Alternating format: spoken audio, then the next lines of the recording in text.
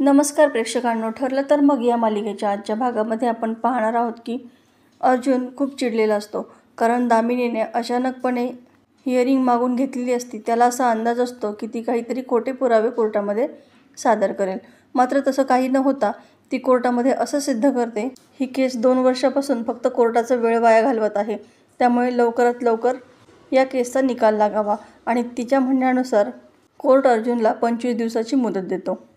अर्जुन सायलीला सांगतो की हे दामिनीने मुद्दाम केलं आहे. तिला माहिती होतं की आता आपल्या हातामध्ये फक्त काही महिन्यांमध्येच खरा रिझल्ट येणार होता, म्हणूनच तिने आपल्याकडून वेळच काढून घेतला. आता सायली देखील मनोमन खूप घाबरलेली असते. ती म्हणते की मधुभाऊंना तर काही होणार नाही ना? तसं जर काही झालं तर मी खरंच मरून जाईल. तेव्हा अर्जुन म्हणतो की असं काहीच होणार नाही, हे माझं तुम्हाला प्रॉमिस आहे. आता इकडे प्रिया जेव्हा साक्षीसोबत याच विषयावरती बोलत असते, त्यावेळी नेमकी अश्विन साक्षी असं नाव ऐकतो. अश्विनला तर खूप मोठा धक्का बसतो आणि प्रियाही खूप घाबरते की आता नेमकी त्याला उत्तर काय द्यावं. पण नेहमीप्रमाणे प्रियाबरोबर त्याला गुंडाळते आणि साक्षी काय शिकरे एवढी एकच मुलगी आहे का? माझ्याकडे दुसरी मैत्रीणसुद्धा असू शकते ना, तिचं नाव साक्षी परांजपे आहे. आता अश्विनलासुद्धा तिचं बोलणं सगळं खरं वाटतं. आता दुसऱ्या दिवशी सकाळी अस्मिताची चोरोटी भरण्याचा कार्यक्रम होणार असतो, त्यामुळे सायली सगळी तयारी करत असते. प्रताप ते सगळं पाहत असतो. आता प्रिया मुद्दाम म्हणते की आपण औक्षण पण करणार का अस्मिताला? तेव्हा पूर्णाजी म्हणतात, नाही गं, फक्त ओटी भरायची असते. पण कल्पना म्हणते, तुला वाटतं ना औक्षण करावं, मग करूयात ना. प्रिया म्हणते, ठीक आहे, तर मग मी लगेच आरतीचं तबक तयार करते.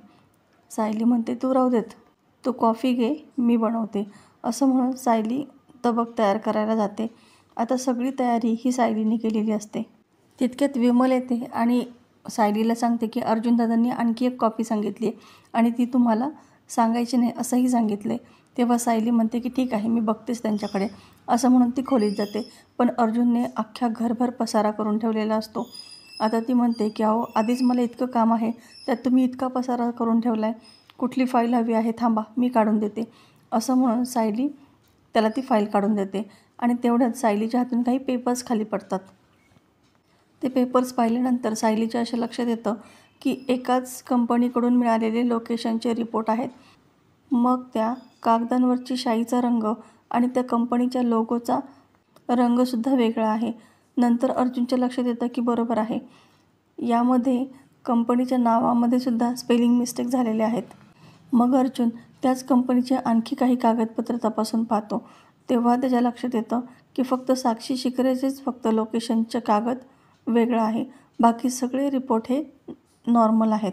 यावरून आता दोघांनाही एक गोष्ट तर नक्की पटते की साक्षी शिकरेचे लोकेशनचे रिपोर्ट हे खोटे आहेत. याचाच अर्थ ती रिसॉर्टमध्ये नसून आश्रमामध्येच होती. आता दोघांनाही ठाम विश्वास मिळतो की आता काहीतरी पुरावा आपल्या हाती लागला आहे. त्या अगोदर आता सगळ्यात आधी खरे लोकेशनचे रिपोर्ट आपल्याला त्या कंपनीकडून आणावे लागतील, असं ते दोघंही ठरवतात. आता इकडे खाली प्रतिमा आणि सुमन येतात. त्यावेळेस त्यांना पाहून सगळ्यांना खूप आनंद होतो. सगळ्यांच्या छान गप्पा रंगत असतात. त्याच वेळेस त्या संधीचा फायदा घेऊन प्रिया बाजूला होते आणि ज्या ठिकाणी अस्मिताला बसायचे त्या ठिकाणी मुद्दाम तेल सांडवते, जेणेकरून अस्मिता पडावी आणि त्या सगळ्या दोष सायलीवरती यावा.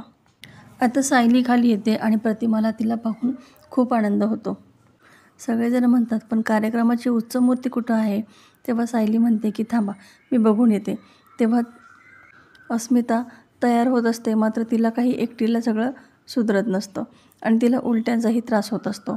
तेव्हा सायली तिची खूप प्रेमाने काळजी घेते, तिला आवरायला मदतसुद्धा करते. आता हे सगळं कल्पना खिडकीतून पाहत असते. नंतर तिथे प्रतापही येतो.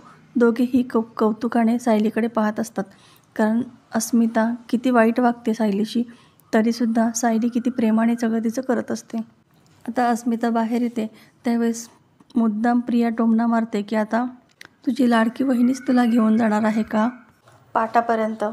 मग अस्मिता लगेच सायलीचा हात झिडकारून देते आणि प्रिया अस्मिताला घेऊन पुढे जाते. अस्मिता आता पाटावरती बसणार, तितक्यात तिचा तोल जातो. तिचा पाय तेलावरून घसरतो, मात्र सायली तिच्याच पाठीमागे उभी असते. त्यामुळे सायली बरोबर तिला लगेच पकडते. मात्र हा सगळा प्रसंग पाहून सगळेजण खूपच घाबरलेले असतात. तर प्रेक्षकांनो, येणाऱ्या भागामध्ये आपल्याला पाहायला मिळणार आहे की घडलेल्या सगळ्या प्रकारामुळे घरचे खूपच घाबरलेले असतात.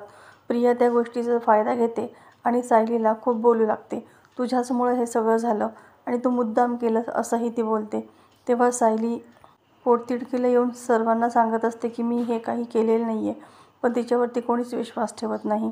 तितक्यात प्रताप तिथे येतो आणि प्रताप तन्वीला गप्प करतो. सायलीला दोष लावायचा म्हणून वाटेल ते बडबडत सुटली आहेस तू तन्वी. तुम्हा कुणाचा जरी नसला तरीसुद्धा माझा सायलीवरती पूर्ण विश्वास आहे, असं म्हणून ते ठामपणे सायलीची बाजू घेतात. तर प्रेक्षकांनो, येणारे भाग अतिशय रंजक आपल्याला पाहायला मिळणार आहेत. अशाच नवनवीन व्हिडिओ अपडेटसाठी चॅनलला सबस्क्राईब करा. नोटिफिकेशनसाठी बेल आयकॉन अवश्य दाबा.